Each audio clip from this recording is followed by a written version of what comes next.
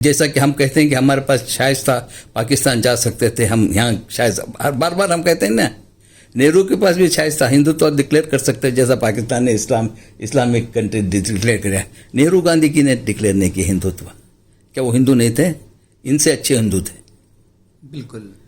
तो उन्होंने मुल्क की इस इंटरेस्ट के लिए उन्होंने इस मुल्क को एक जमहूरी मुल्क बनाया, एक कॉन्स्टिट्यूशनल डेमोक्रेसी दी, कॉन्स्टिट्यूशन दिया, कॉन्स्टिट्यूशन में राइट्स दिए, सबके हुकूक दिए। आप हमारा कॉन्स्टिट्यूशन पढ़ो। पहले यूपीए था, ऐसे इंडिया एक नई चीज़ आई कि इंडिया लेकर आए, तो आपको क्या लगता है? इंडिया जो है शुरुआत हुई है, लेकिन अक्सर ये होता है कि सीटों के बंटवारे को लेकर और तमाम चीज़ें, अभी 31 को मीटिंग भी होने वाली है। कुछ कोई एक्सपेरिमेंट, एक एक्सपेरिमेंट फेल हुआ, 2 एक्सपेरिमेंट फेल हुए, ये नहीं कि हर एक्सपेरिमेंट करना छोड़ देना।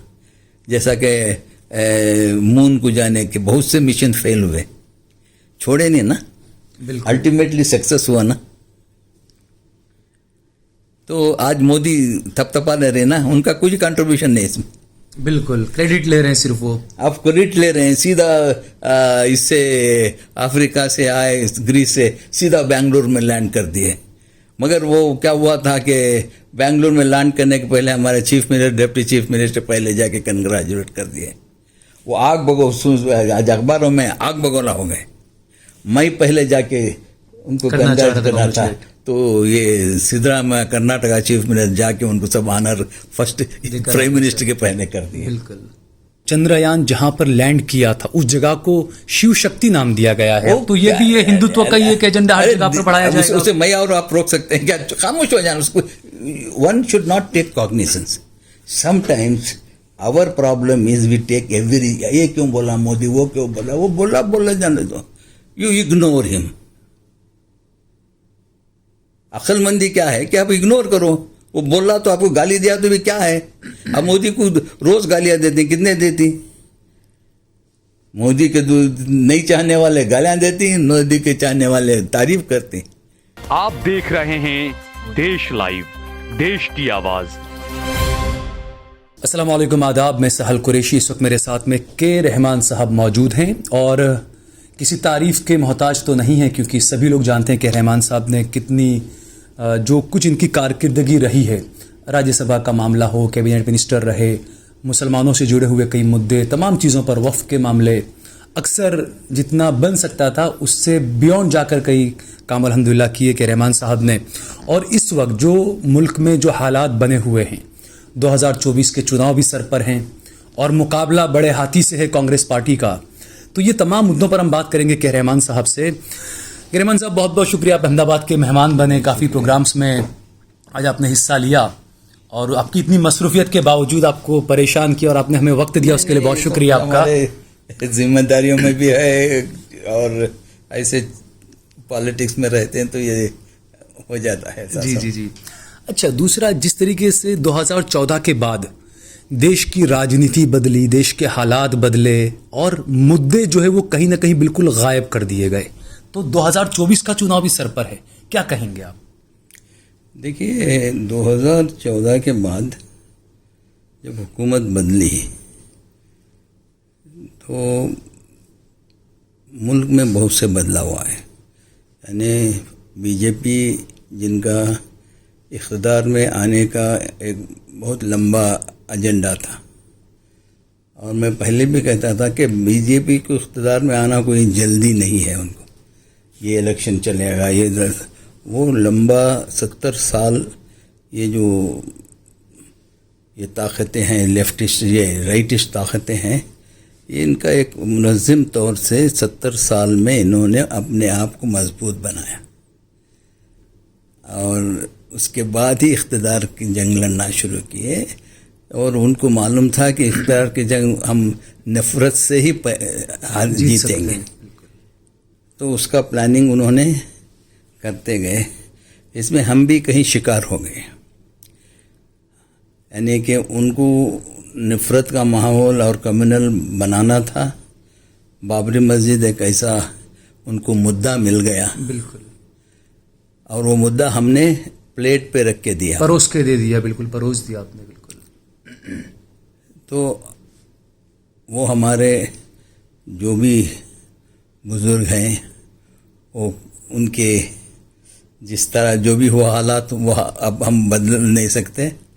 उसकी वजह से बाबरी मस्जिद का एक अच्छा मुद्दा हमने उनको दे दिया और उसको उन्होंने इस्तेमाल करके अब एक के बाद एक बाबरी मस्जिद से फिर इक़्तिदार में आए, फिर दूसरा मुद्दा लेते हैं, तीसरा मुद्दा लेते हैं। अब तो बहुत मुद्दे हो गए, ज्ञान व्यापी, 370, 3 तलाक, अब यूनिफॉर्म सिविल कोड ताज़ा है। मुल्क में माहौल को उन्होंने बदल दिया, यानी कॉमन मैन की सोच में कुछ बदलाव ला लिए। हिंदू मुसलमान था, मुल्क में फसादात भी होते थे, हिंदू मुसलमान वो सब टेम्परेरी होते थे। कोई गांव में फसाद होता तो 2-3 महीने के बाद, 4 महीने के बाद फिर लोग वो फसाद को भूल जाते थे और रहते थे। अब तो फसादी 3-3 महीने चल रहे हैं मणिपुर, फसादी 3-3 महीने चल रहे हैं और जहन बदलाया जा रहा है। उस वक्त पर जहन बदलना नहीं था, हिंदुत्व का, हिंदू सुप्रीमेसी का, ये करके। और मैं यहाँ ये याद दिलाना चाहता हूँ कि जो आज सिचुएशन हम फेस कर रहे हैं मुल्क में, डॉक्टर B.R. अम्बेडकर ने 1930 में राउंड टेबल कॉन्फ्रेंस में हूबहू आज का नक्शा पेश किया है लंदन में। हूबहू वो कहा है कि जो सरकारें आएंगे वो डेमोक्रेटिक सरकारें नहीं, वो मेजॉरिटेरियन सरकारें होंगी। यहाँ मेजॉरिटी का रूल होगा। तो वो अंग्रेज़ों से पूछते हैं कि आप एक ना एक दिन छोड़ के जाना है मुल्क को, तो मुल्क किसके हाथ में सौंपोगे? तो ख़ुद वो कहते हैं कि मैं आपको तो कोई चॉइस नहीं, मेजॉरिटी के ऊपर को देंगे। और वो कहते हैं कि मुल्क में किसकी मेजॉरिटी है? मुल्क में हिंदुओं की मेजॉरिटी है। बिल्कुल। तो वो मेजॉरिटी में अब वही हुकूमत करेंगे। तो वो मेजॉरिटी कौन सी होगी? और वो कहते हैं कि हिंदू मेजॉरिटी वो नहीं रूल करेगा, ऑर्थोडॉक्स हिंदू रूल करेगा। बिल्कुल। अम्बेडकर का ऑर्थोडॉक्स। तो अगर ऑर्थोडॉक्स हिंदू रूल करता है तो उसका नतीजा क्या होगा? उन्होंने वन बाय वन जो मोदी कर रहे हैं, इसका एक नक्शा कंप्लीट आप उनके जो लेक्चर है, एड्रेस है राउंड टेबल कॉन्फ्रेंस, आप पढ़ेंगे तो भाई क्रोनोलॉजिकली वो है।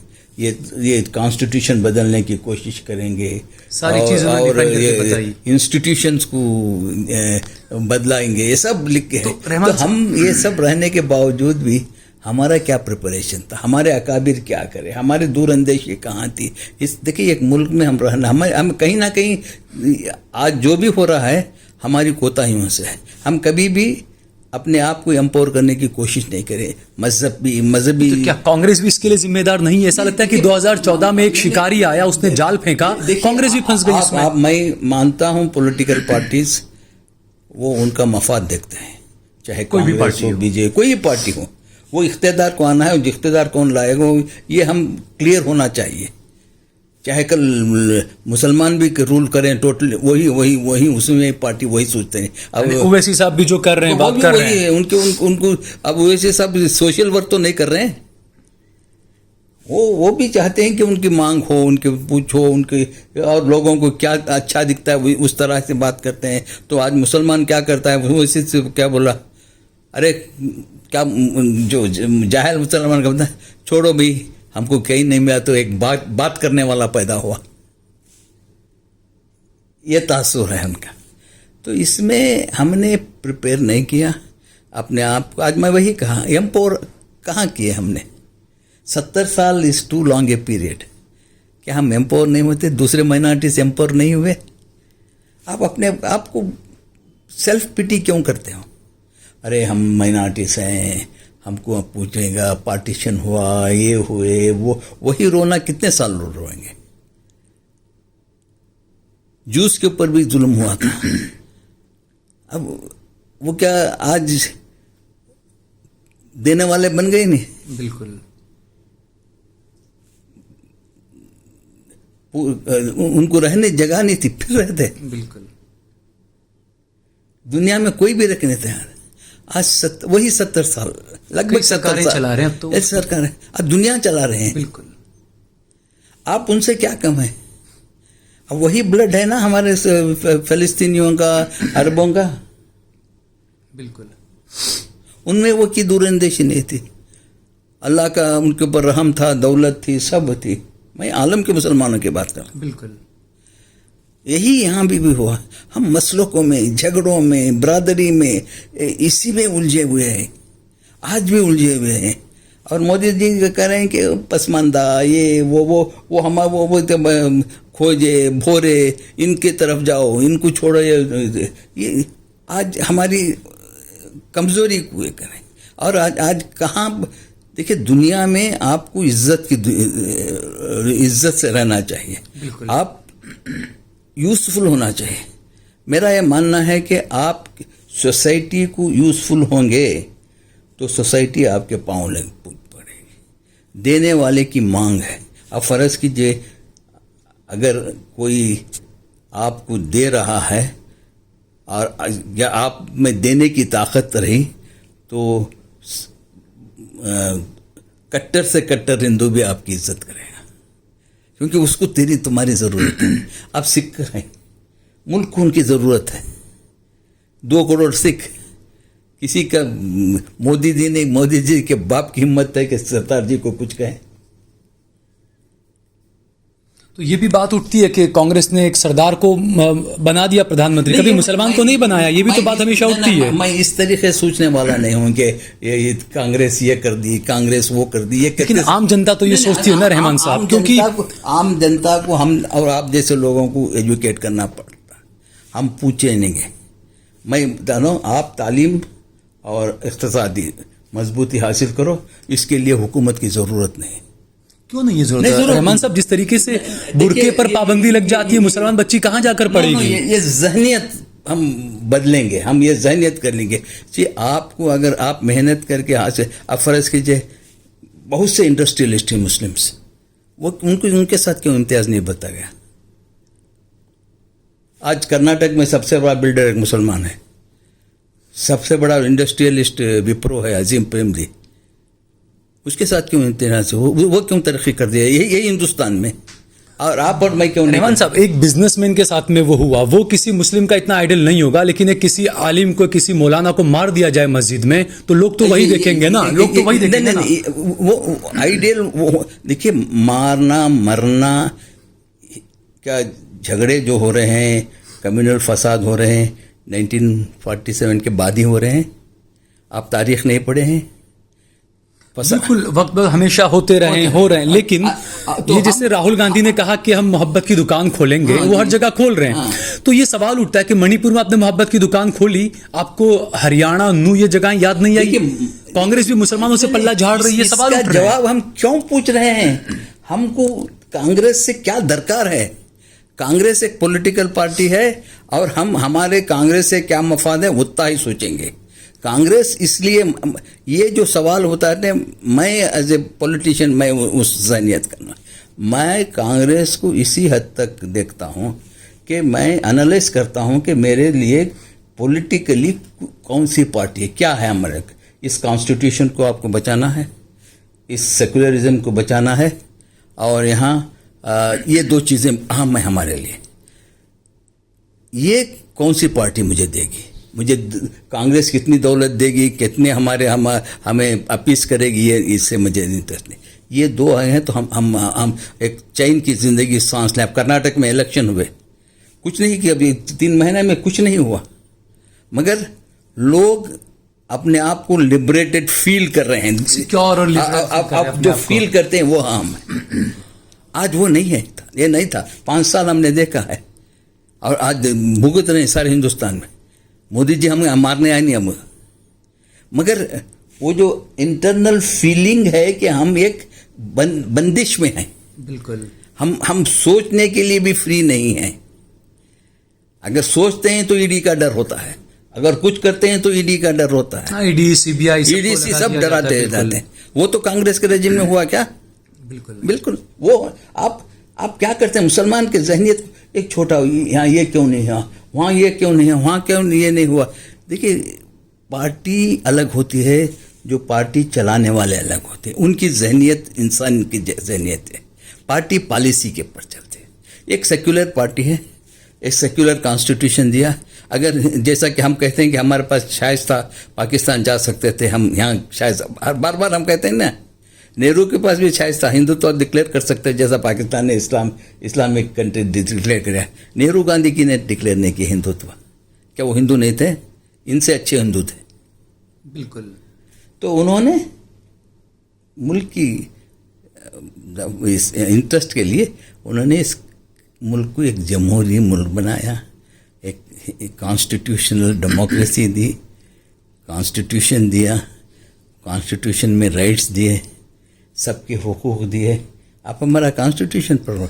नेहरू जी ने कभी मुसलमानों से पल्ला नहीं झाड़ा, लेकिन एंटनी कमेटी बनी और कहा गया कि मुसलमानों के साथ रहे, इसलिए आपको वो हुआ। ये सारी चीजें भी तो रहमान भाई देख रहे हैं। नहीं, हमने बड़े एक्सपर्ट हैं मुसलमान कि एक बात का बतंगड़ बनाने का। एंटनी कमेटी इसलिए बनाई नहीं गई, एंटनी कमेटी केरला के लिए बनाई गई। केरला में कम्युनिस्ट बार बार आते हैं, तो उस कॉन्टेक्स्ट में बनाए कि हिंदुस्तान के कॉन्टेक्स्ट में नहीं बनी थी। तो उनका जो रिजल्ट उन्हें लब्बुल वो हिंदुत्व मुसलमानों का वो कह रहा हूं।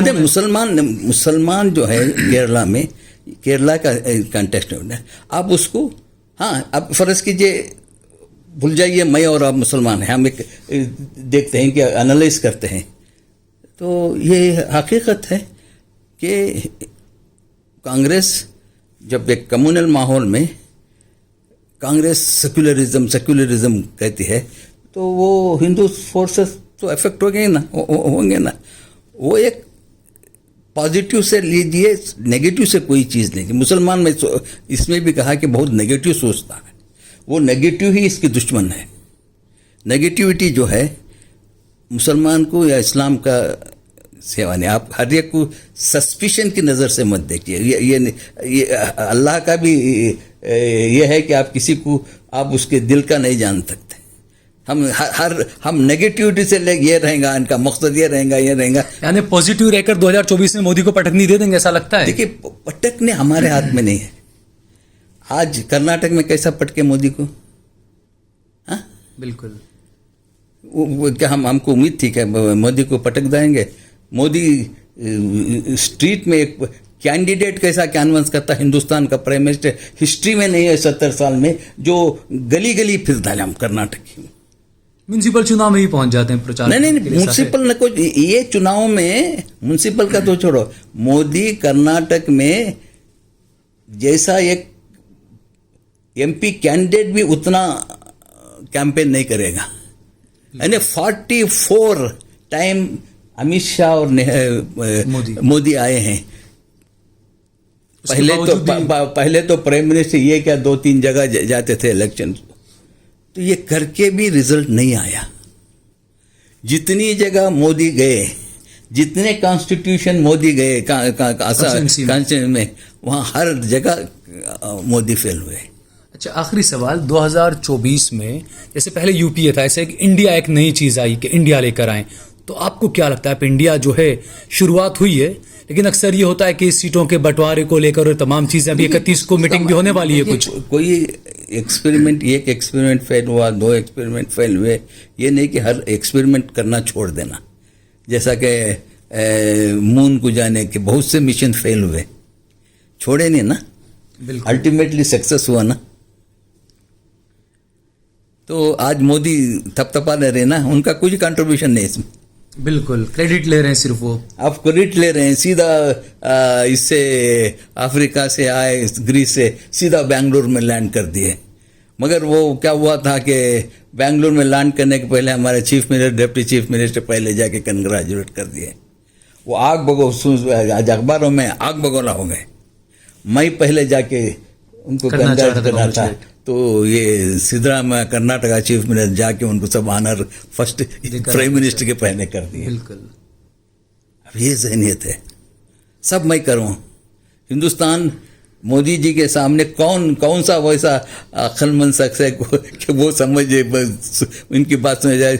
2014 के पहले हिंदुस्तान एग्जिस्ट ही नहीं करता, कुछ नहीं हुआ है। हाँ, 2008 में चंद्रयान-1 का और तमाम सब चीजें की थी ये भी। अरे मुल्क बड़ा है भाई, मुल्क तरक्की किया है, साइंस, टेक्नोलॉजी, एग्रीकल्चर। 1947 में आपको 30 लाख आदमियों को कि आपका फूड ग्रेन्स नहीं थे, आप भीख मांगते थे।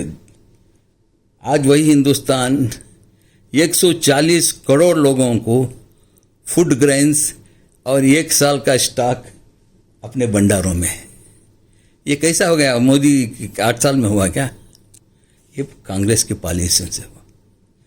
Science and technology institute of science and technology education institutions बनाए, वहाँ हमारे इंजीनियर्स पैदा हुए और यही इंजीनियर्स चल के चंद्रयान उसमें भी एक नया शुरू हुआ एक मुद्दा कि चंद्रयान जहां पर लैंड किया था उस जगह को शिव शक्ति नाम दिया गया है। तो ये भी ये हिंदुत्व का ही एक एजेंडा हर जगह पर बढ़ाया जाएगा। उसे मैं और आप रोक सकते हैं क्या? खामोश हो जाना उसको। One should not take cognizance. Sometimes our problem is we take every, ये क्यों बोला मोदी, वो क्यों बोला, वो बोला जाने दो। You ignore him. अक्लमंदी क्या है कि आप इग्नोर करो। वो बोला तो आपको गाली दिया तो भी क्या है? अब मोदी को रोज गालियां देती, कितने देती? मोदी के नहीं चाहने वाले गालियां देती, मोदी के चाहने वाले तारीफ करते। नेगेटिव एंड पॉजिटिव रहता ही है ना, तो इग्नोर करो। मुसलमान अपने काम में लगो, अपने आप को एम्पावर, एजुकेशन इंस्टीट्यूट, मुल्क को तुम ultimately your success depends upon what you offer to the society. ठीक है, आखिरी राहुल गांधी की पदयात्रा अब गुजरात से शुरू होने वाली है, दूसरे हिस्से की।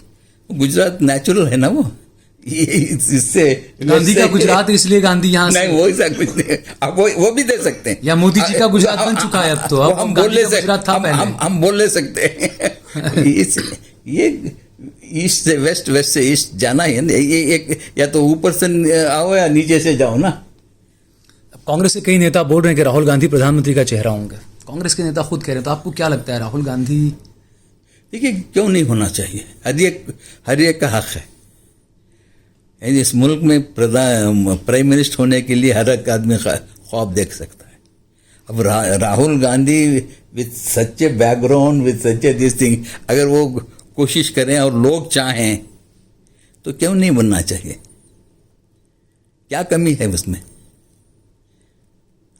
तो जो इंडिया की जो दूसरी पार्टियां हैं, जो इंडिया एक नया बन के शामिल हुआ है, वो एक्सेप्ट करेंगी इन चीज़ों? अब वो एक्सेप्ट करे तो होगा, नहीं तो कैसे होगा? मेजॉरिटी होना ना, मेजॉरिटी कहाँ है वही बन सकता है ना। कितना भी चाह ले, मैं अगर मैं चाह लूँगा कल मैं प्राइम मिनिस्टर हो जाऊँ तो हो जाएंगे क्या? नहीं। तो उसका एक प्रोसीजर है। मेजॉरिटी किसकी आती है, कौन सी party largest single party emerge होती है। अब कांग्रेस 97 में लार्जेस्ट पार्टी एमर्ज हुई, देवगौड़ा प्राइम मिनिस्टर बने। बिल्कुल, ख्वाब व ख्याल में भी नहीं थे। जब देवगौड़ा का नाम रहा तो पूरे कर्नाटक वाले सरप्राइज हो गए। फिर तो कोई भी बन सकता है। वो एक एग्जाम्पल हमारे पास है। देवगौड़ा बने, वीपी सिंह बने, उसके बाद कौन, वो गुजराल बने। ये अल्लाह ताला ने 2-3 साल में 4-5 आदमियों को मौका दिया इस मुल्क का प्राइम मिनिस्टर ने। बिल्कुल ठीक है, बहुत बहुत शुक्रिया रहमान साहब हमसे बातचीत करने के लिए।